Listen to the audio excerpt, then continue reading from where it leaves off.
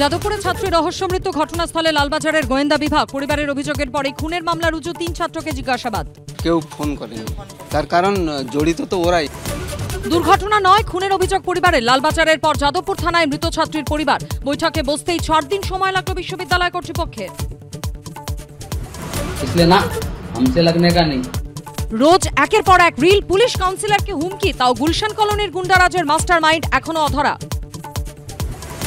অনুপ্রবেশকারী সন্দেহধৃতের বার্থ সার্টিফিকেটে বাংলা ঠিকানা নথি যাচাই করতে ছোট জাগুলিয়া ঠিকানায় কেরল পুলিশ। পঞ্চায়েত অফিস থেকে বার্থ সার্টিফিকেট দেওয়া হয়নি, দাবি উপপ্রধানের। অফিস টাইমে যাত্রী দুর্ভোগ চরমে। শিয়ালদা দক্ষিণ শাখার বজবজ লাইনে সন্তোষপুর স্টেশনে আগুন, প্রায় 3 ঘন্টা পর স্বাভাবিক ট্রেন চলাচল।